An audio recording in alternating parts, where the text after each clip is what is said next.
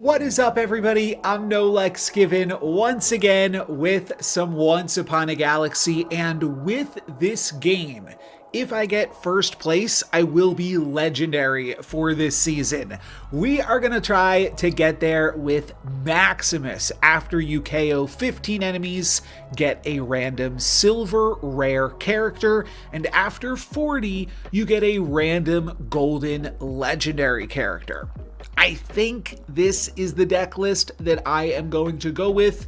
I don't typically care too much about the silver rare character that you get, but Sinbad is a cute inclusion because then you grab a rare treasure, and if you can golden Sinbad, you grab an epic treasure, kind of like Aladdin, but for rares. And for the legendary suite of characters in this deck, I've decided to include 4 legendaries that feel like they are particularly strong at potentially running away with the game, especially when you get them early. We have Flopsy, which will give double the stats to your leftmost shop character. Gummy Worm just seemed cool to try out. I'm not sure about the idea of introducing more candy spells into the pool. However, I will say something about that. Adding candy spells into the pool gives you access to not only True Love's Kiss, but also Candy Kiss.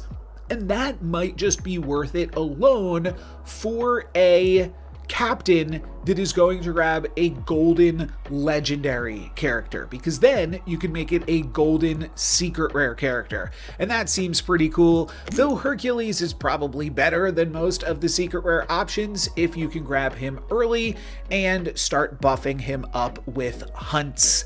Finally, I've added the Burninator, Burninator, and this just seems like a good one because it will immediately allow you to grab 3 legendary treasures. So let's see how we can fare here with Maximus. We're going to want to prioritize tempo as much as possible, and you can see that was what the rest of my deck was made up to do. I'm going to go for Despicable Smee and Slappy, a pretty good start here.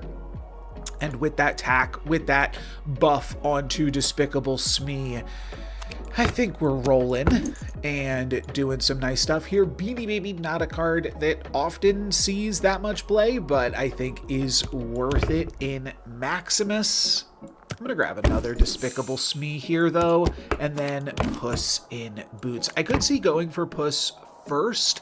That way it gets the Smee bonus, and if it pumps up this slot, that's also pretty good for Laser Shark. Sure, let's go for this. And Laser Shark manages to trade, and we grab another win. We stay winning. Also, this layout has been possible for like half a year at this point, and I just never switched over to it, but it is pretty important for Maximus to be able to easily see how many cards remaining we have to KO. So I will probably keep this layout, as cute as it was to put myself in the captain portrait here. I think this will be the new status quo. Probably just take Kid Icarus here. The reason that I put Kid Icarus into my Maximus deck is it's a 6/4, and you can see that it is already like the strongest thing right now. So I think we'll go for that, and then we will triple up on Despicable Smee. Nothing crazy here. Potentially Potion of Treasure Finding is fine.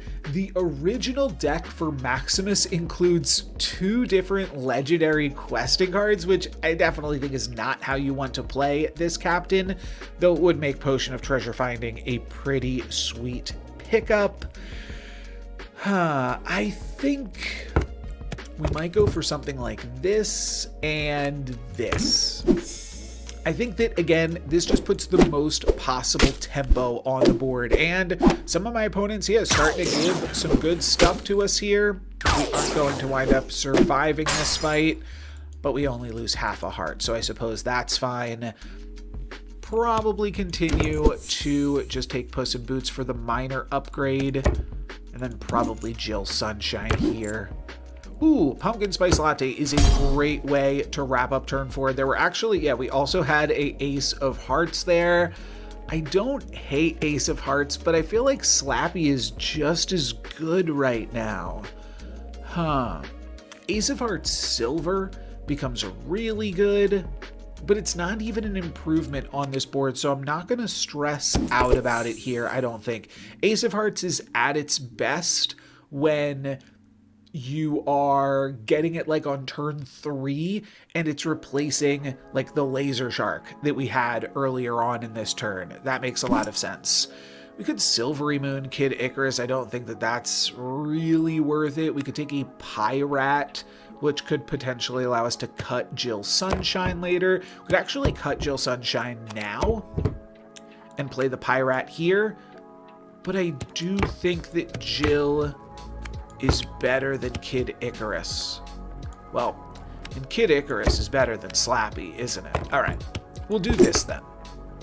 It's a little bit weird to frontline Despicable Speed, but Puss in Boots already has so much stats on it, so getting an attack trigger on Despicable Speed seems to make some sense. We will crack a heart, and we can immediately heal that up again.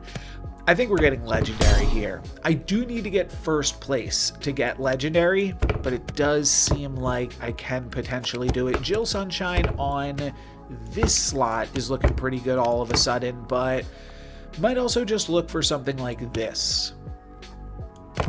That looks good to me too. And then Blackbeard's Parrot for all of the pirate buffs. Yeah, I think that we will. Okay. Fire Breathing Dragon does get to take that down, and then Puss in Boots also gets to take something down, and I grab my free silver character, and that is going to be Achilles, which is not a pirate. I think I'll just cycle through Achilles. I don't want to be pumping up my opponent's stuff here. We do find a True Love's Kiss, which would have been nice had we kept the Achilles. Frog Prince is actually a cool card on this character as well, for the same reason that I outlined earlier.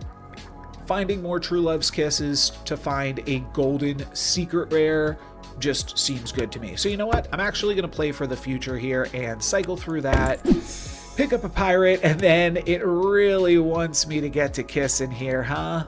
Sure, we'll do this. See what we get. Ninja in Training, actually exactly the same. We'll cycle through Frog Prince again after that, and we will pump up the Ninja's slot. It also buffs up our candy, so if we happen to find some legendary candy treasures later, well, that seems like a pretty good plan to me too.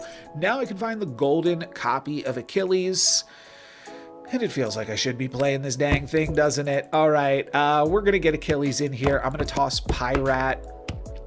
And, well, this is a 21-5. This is a 10-5. Yeah, I'm going to toss Pyrat here, unfortunately. Could also toss the Parrot, but this is totally reasonable. And I think, well, we're going to go for Gravity Well. Seems pretty good to me. I do have a fair amount of animals. Maybe we pivot off of Achilles and into animals briefly.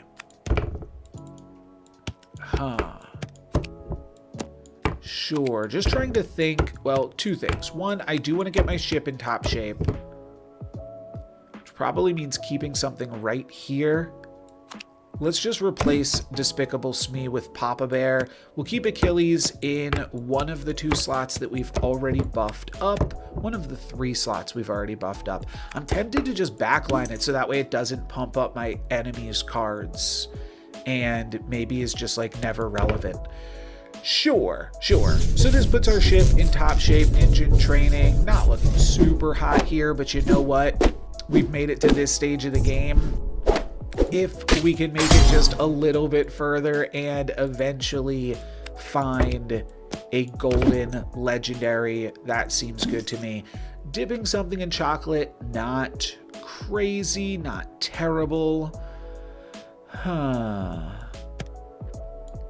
think I'll just take a treasure though. Dwarven Cart and Genie's Lamp both seem really good. Genie's Lamp, when I've got 3 epics to double True Love's Kiss though already, seems very solid. Karma Chameleon is going to just lose us this fight, I think, unfortunately.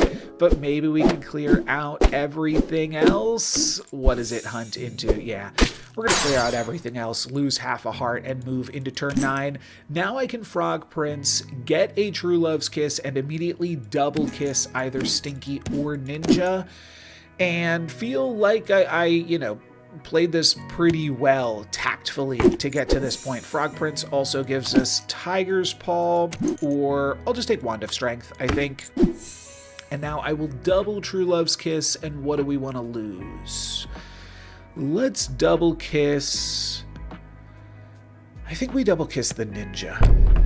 All right, that gives me briefly Hercules before giving me Echoing Fae. That means that I will not be able to find Hercules regardless, but I won't be able to find it through my Captain power. I think I will just pick up Long John Silver here.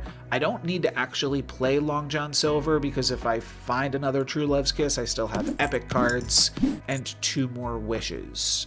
So I think I will simply be grabbing this and then playing as many animals as I can still for the Papa Bear.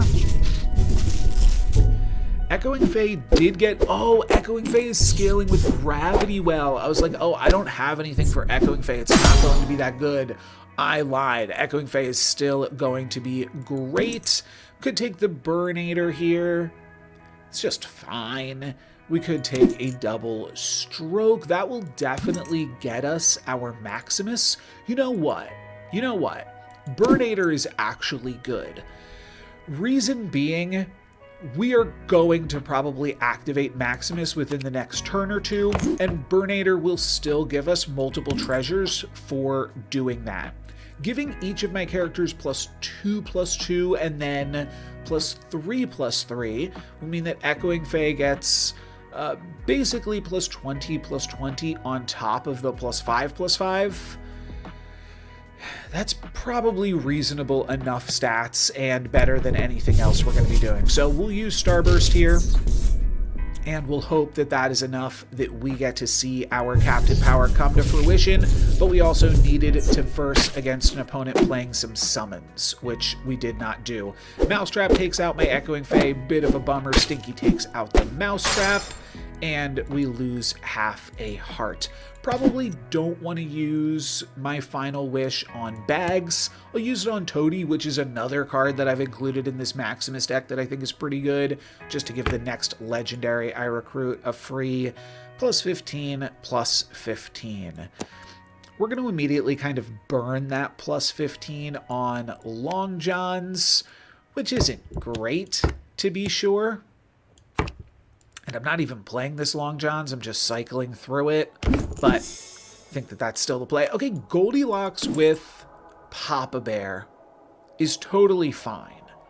It's not fantastic, but it's totally fine. The reason I say it's not fantastic is I don't think I want to cut the Burnator here. I think I want to play Echoing Fae plus Burnator to have a really big pop-off next turn. I'm going to make it to next turn.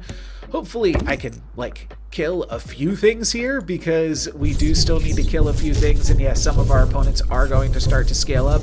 Stinky gets to trade with one thing. If Echoing Fae can trade with one more thing, well, it's progress. It's not great. We only get one more hit down, and now we need to get 2 more hits down on this fight specifically. Cinnamon Roll is interesting. Mousetrap could also help me trade with exactly 1 card, so it's not the craziest idea. And then Snapping Hydra also sets me up well for the future. I might toss Goldilocks for Snapping Hydra. I'm afeared that I am just going to lose this fight though, but I don't think that Cinnamon Roll is going to save me, so I'm going to pick up the Snapping Hydra and just hope that this opponent has some cards that I can snap off on, and they do, and it does look like I will be fine here, but I won't be able to take down the Scar. It's fine. I lose half a heart. I go down to a half a heart remaining, and this is going to be tough to convert into a first place finish, but I'm about to pick up a golden legendary character plus 3 legendary treasures Friar Tuck is not a bad one. Okay. My treasures are Excalibur, which doesn't do much, Big Brass Cannonballs, which is good with Echoing Fae, and Snapping Hydra, an Exploding Chest, which also probably isn't going to do much. But you know what? I'll take them.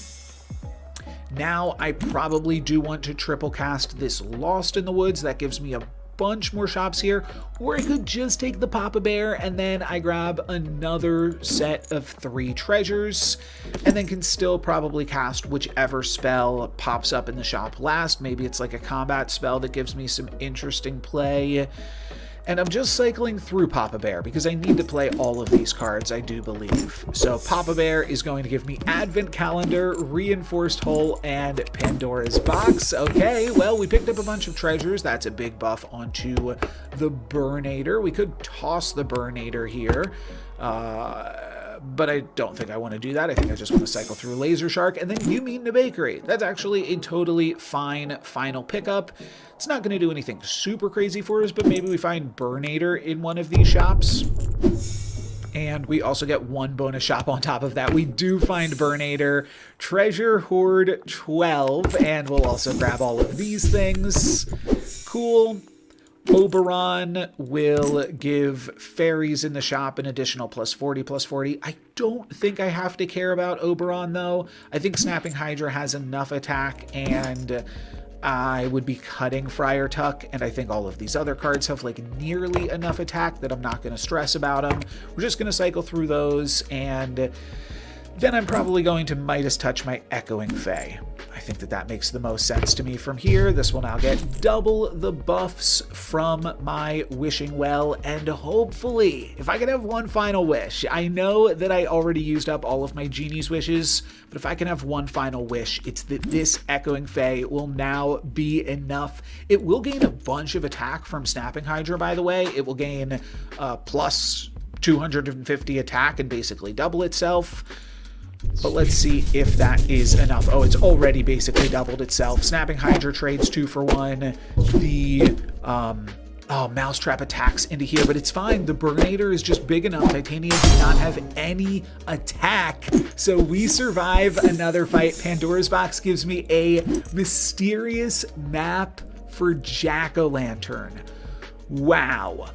This is tricky, because this is not that good. It gets good with some other potential things in the future, but I don't think I want the Jack-o'-lantern, unfortunately. Like, it's just a summon.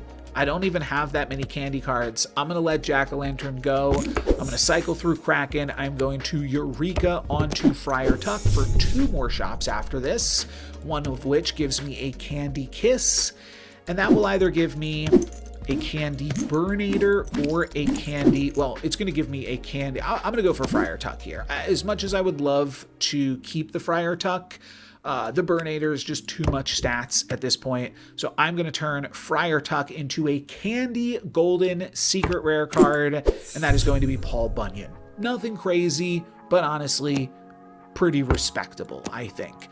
This shop spot has, or this slot has +61. That is certainly our biggest one. This is my second biggest. I could cut Stinky for Flopsy. It's not the craziest idea. What else would I be doing here? I'd be giant growthing the Burnator. Paul plus Echoing Fae honestly should go crazy. This honestly should just win it for me. Yeah, I think it will. I think I've already won this game. Okay. Let's not go crazy then. Let's simply giant growth the Snapping Hydra. Like, the most vanilla play that we can possibly make here. Let's just go for it. We make 2 tempo plays with spells, play it safe. I think that Paul Bunyan is going to scale to some pretty ridiculous numbers here, and that takes Echoing Fae along for the ride with it. There we go. Echoing Face should now be able to clean it up, and the Snapping Hydra, totally irrelevant, but like, I'm not mad. I am, yeah, still happy with how all of this turned out. Now I could take a Flopsy. Now it's like, come on. We're fine. We're fine. We could take in Helica too. I think I will just take Flopsy and replace Stinky there. We're going to cycle through this Slappy. That gives me 3 treasures. Sure, Lucky Chest will give me 3 secret rare treasures if I can triple Flopsy coming up soon. That looks good. Paul Bunyan still looking good here. Hopefully Echoing Fate does not attack right into Mousetrap. No, Paul's going to clear out the Mousetrap, and then we get to clear up this Titania. But by golly, I think we've done it. I think we are in our final fight here. Dwarven Cart is actually going to activate right now. I believe that's what just happened. Yes. I'm not sure. Yeah, I think Dwarven Cart, the timing actually just worked out perfectly so that Dwarven Cart activated. So we will just grab all of these things. No bother. It would actually be totally reasonable to grab a common treasure here, because then I grab 3 common treasures, and then that pumps up the trash can full of strawberries, which pumps up the wishing well to start giving better improvements. But this is also, like, the game's over, so it doesn't really matter. I think I've got the time, though, to just grab Shipshape Inspector and grab 3 more treasures. We're messing around here at this point. Galactic Rock, why not? And then we're done, unfortunately.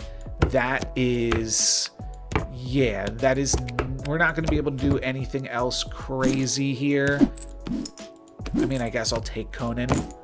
But, yeah, this is the final match, and this is the finals. Do I want Echoing Fae here? Probably. Looks good to me. Okay. Paul Bunyan actually did get to grow a little bit more from this fight, which means Echoing Fae gets to grow a little bit more, I believe. But regardless, grabbed a win, and with that, grabbed Legendary for the season with Maximus there. That was a pretty good one. I was not sure how that was going to go necessarily, but let's take a look at our spoils from hitting Legendary as well. What other cards did we unlock? We unlocked Blackbeard on Maximus. Well, considering I already have Hercules on Maximus too, that could be worth playing for. Black Hole is also a fine Maximus card just to play for the tempo at that stage of the game. Queen Harpolia grabbing Weensea is not incredible. Neither is this. Ooh, Sweet Tooth getting Crystal and her ball. Might be something I want to play with in the future. And that's it. Okay, that is going to be it for me today. Thank you guys very much for watching. I'm NoLucksGiven. Peace.